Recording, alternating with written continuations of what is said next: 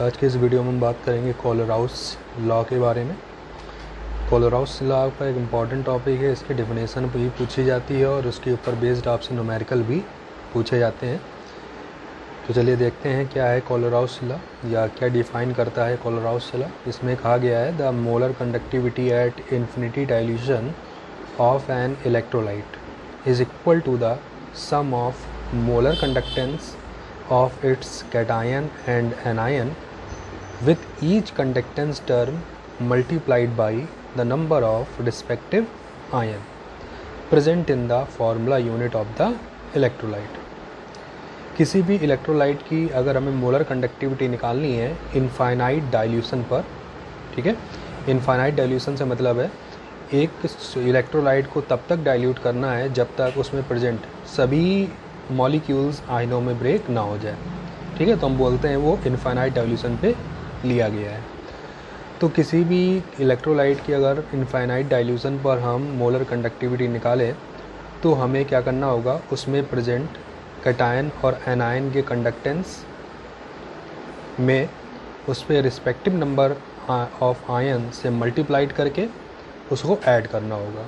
तो ऐड करने पर जो वैल्यू आएगी वो उस इलेक्ट्रोलाइट की इनफाइनाइट डाइल्यूशन पे क्या होगी, मोलर कंडक्टिविटी होगी। इनफाइनाइट डाइल्यूशन पर मोलर कंडक्टिविटी होगी, जो ही इसमें बताया गया। जैसे आप देख रहे हैं the molar conductivity of at infinite dilution of an electrolyte is equal to the sum of molar conductance of its cation और एनायन।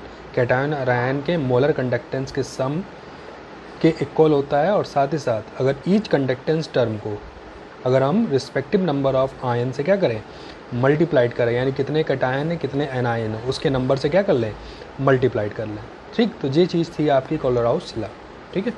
तो इसको हम लोग इस तरह से लिखते हैं lambda M infinity is equal to V plus lambda plus infinity plus V minus lambda infinity minus. तो ये क्या टर्म है, इनका क्या मतलब है, चलिए देखते हैं। जहाँ पर आपके v प्लस और v माइनस बता रहा है number of cations and anion respectively, ठीक है। नंबर ऑफ कैटायन और एनायन को बता रहा है जो आपको फार्मूला दिया जाएगा इलेक्ट्रोलाइट का, ठीक। और v lambda plus infinity and lambda minus infinity आपकी मोलर कंडक्टिविटी है इनफाइनाइट डाइल्यूशन पर किसकी, कैटायन और एनायन की। फॉर एग्जांपल अगर हमें NaCl की इनफाइनाइट डाइल्यूशन पर कंडक्टिविटी निकालनी है तो अगर हम NaCl की बात करें तो NaCl कैसे ब्रेक होगा, Na प्लस Cl माइनस। तो हमें एक Na प्लस मिला और एक Cl माइनस मिला, तो इसका मतलब V प्लस कितना हो गया, 1 हो गया। और molar conductivity of cation eight infinity dilution यानी Na प्लस हो गया, plus number of Cl minus कितने, एक ही है, तो 1 into lambda infinity Cl minus. इसी तरह से अगर हम किसका निकालेंगे, molar conductivity at infinity dilution for MgCl2 तो इज इक्वल टू क्या हो जाएगा, Mg double plus plus 2Cl minus, यानी नंबर ऑफ कैटायन कितना है, एक ही है, तो 1 into lambda infinity Mg double plus यानी molar conductivity of infinite dilution of Mg double plus plus Cl minus कितने मिले थे, 2Cl माइनस, यानी 2 into molar conductivity of Cl minus at infinite dilution, ठीक है। तो ये एग्जांपल है, यानी किसी भी इलेक्ट्रोलाइट को अगर हमें कोलराउस लॉ के अकॉर्डिंग रिप्रेजेंट करना है तो हम इस तरह से रिप्रेजेंट करते हैं, ठीक है। अब हम बात करेंगे एप्लीकेशन ऑफ कोलराउस लॉ, यानी कोलराउस लॉ के यूज़ से हम लोग क्या क्या चीज़ें आइडेंटिफाई कर सकते हैं, यानी इसके क्या अप्लाइड कहाँ कहाँ किया जा सकता है, ठीक है। तो फर्स्ट है बेटा calculation of molar conductance eight infinite dilution for weak electrolyte. किसी भी वीक इलेक्ट्रोलाइट का अगर हमें मोलर कंडक्टेंस निकालना है एट इनफाइनाइट डाइल्यूशन पर तो हम उसका कोलराउस लॉ से आइडेंटिफाई कर सकते हैं या उसको कैलकुलेट कर सकते हैं। सेकंड क्या कहता है, calculation of degree of dissociation for weak electrolyte. किसी भी वीक इलेक्ट्रोलाइट का डिग्री ऑफ डिसोसिएशन कैलकुलेट कर सकते हैं, यानी कोई भी इलेक्ट्रोलाइट जब हमने इसको सॉल्यूशन में या किसी सॉल्वेंट में डिसॉल्व करा तो कितने मॉलिक्यूल्स की आयनाइज हुए, ठीक है।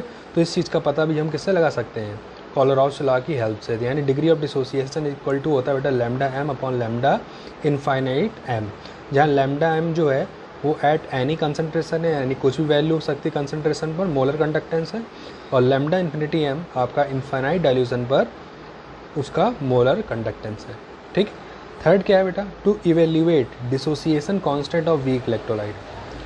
वीक इलेक्ट्रोलाइट का आप डिसोसिएशन कांस्टेंट भी कैलकुलेट कर सकते हैं, ठीक। और डिसोसिएशन कांस्टेंट कैलकुलेट करने के इक्वल टू बेटा C alpha square upon 1 minus alpha, जहाँ सी आपका कंसंट्रेशन है और अल्फा क्या है, डिग्री ऑफ डिसोसिएशन है।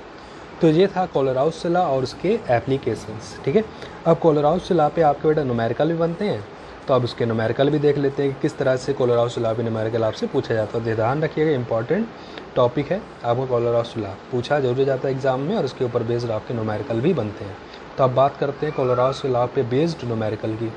ये आपका फर्स्ट न्यूमेरिकल है, कह रहा है लैम्डा इनफाइनाइट एम यानी molar conductivity at infinite dilution, ठीक है, for NaCl HCl and sodium acetate यानी CH3COONA are 120 400.2 and 80.5 siemens centimetre square mole inverse. ठीक है, तो इन सभी की हमें molar conductivity at infinite dilution हमें गिवन है, और क्या कह रहा है, calculate molar conductivity at infinite dilution for acetic acid, और हमें एसिटिक एसिड के लिए मोलर कंडक्टिविटी कैलकुलेट करनी है इनफाइनाइट डाइल्यूशन पर। ठीक है, तो सबसे पहले हमें क्या करना होगा, हमें गिवन है lambda infinite for NaCl, lambda infinity for NaCl कितना गिवन है बेटा, हमें 120, लैम्डा इनफाइनाइट फॉर HCl हमें कितना गिवन है 400.2, और lambda infinite for sodium acetate कितना गिवन है हमें 80.5। ठीक, सबकी यूनिट क्या है बेटा, Simon centimetre square mole inverse, Simon centimetre square mole inverse, Simon centimetre square mole inverse. ठीक, हमें कैलकुलेट क्या करना है, हमसे कह रहा है lambda infinite for acetic acid calculate करो। ठीक है, molar conductivity at infinite dilution for acetic acid हमें कैलकुलेट करनी है। ठीक, तो चलिए देखना करते कैसे इस चीज़ को पहले समझते हैं। ठीक है, तो अभी हमने बात बताया NaCl को अगर हमें कोलराउस लॉ के अकॉर्डिंग लिखना है इन सभी को, तो कैसे लिखेंगे। ठीक है, तो पहले चीज़ समझते हैं। तो देखिए लैम्डा इनफाइनाइट किसके लिए लिखना, NaCl इज इक्वल टू क्या हो जाएगा, नंबर ऑफ Na प्लस कितने हैं 1 इंटू लैम्डा इनफाइनाइट, Na कैसे टूटेगा, Na प्लस Cl माइनस में, तो Na प्लस, ठीक, प्लस Cl भी कितना है 1 है, इंटू लैम्डा इन्फिनिटी और Cl माइनस। ठीक है, ऐसा दूसरा क्या दिया है आपको HCl, तो लैम्डा इनफाइनाइट HCl कैसे लिखा जाएगा, H प्लस Cl माइनस, कैसे टूटेगा H प्लस Cl माइनस, यानी एक H प्लस और एक Cl माइनस, तो यानी 1 into lambda infinite H plus plus 1 into lambda infinite Cl minus. ठीक, फिर आपको क्या दिया था, लैम्डा इन्फिनिटी CH3COO Na, तो कैसे टूटेगा CH3COO माइनस और Na प्लस, यानी एक एस्टेट आयन मिला और एक सोडियम आयन, यानी क्या बन जाएगा 1 into lambda infinity CH3COO minus plus 1 into lambda infinity Na plus. ठीक, हमें जो कैलकुलेट करना है वो किसका करना है, लैम्डा इन्फिनिटी CH3COOH इसका कैलकुलेट करना है। तो अगर इसको हम डिसोसिएट करें तो कैसे होगा, CH3CO माइनस और H प्लस, यानी एक आपको एस्टेट आयन मिला, यानी 1 into lambda infinity CH3COO minus plus 1 into lambda infinity आपका H प्लस।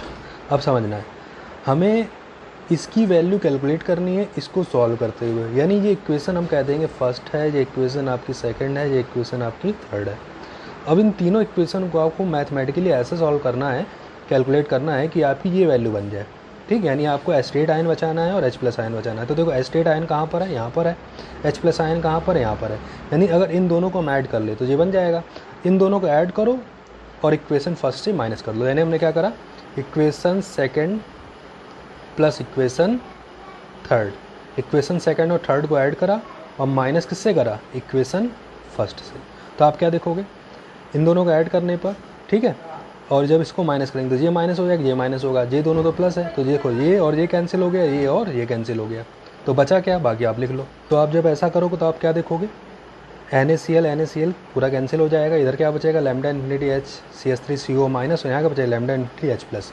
बाकी जैसा हमने करा तो वैसा इस साइड भी कर लिया। अब इनकी वैल्यू आपको मालूम है, ये वैल्यू आप रखिए, उसको सॉल्व करिए। ठीक है, तो इसको वैल्यू हम रखते हैं और सॉल्व करते हैं। ठीक है जी, हमने वैल्यू रख ली और ये दोनों मिलकर क्या बन जाएंगे, जिस तरह से हम डिसोसिएट करते हो वैसा ही ये कंबाइन करके क्या बन जाएगा, लैम्डा इन्फिनिटी CH3COO माइनस। अब इसको आप सॉल्व कर लेंगे, सॉल्व करने पर जो वैल्यू आएगी वो इसका आंसर